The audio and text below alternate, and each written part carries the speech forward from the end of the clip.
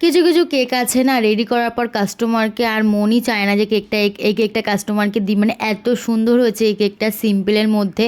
তো এই কেকটা অর্ডার করেছিল দিগেন, ও আমার থেকে অনেকবারই কেক নেয়, মানে এই কেকটা যার জন্য নিয়েছে আমার থেকে আগের বছরও তার জন্যই কেকটা নিয়েছিল।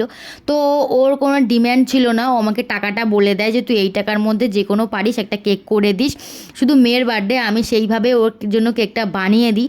আর ওর শুধু ডিম্যান্ড ছিল যে কেকটাকে ভালো করে প্যাক করে দিবি, কারণ যেহেতু এই কেকটা আমি মধ্যমগ্রাম নিয়ে যাব।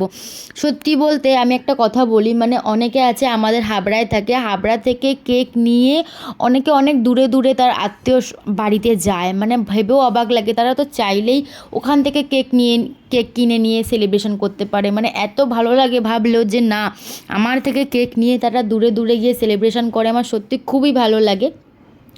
তো এই কেকটার ইতিহাস আমি শেয়ার করি। এই কেকটার ইতিহাস আর কী শেয়ার করব, এই কেকটার কোনো ইতিহাসই নেই, কারণ এই কেকটা করতে আমার কোনো প্রবলেম হয়নি, আমি ভালোভাবে এই কেকটা বানিয়েছি।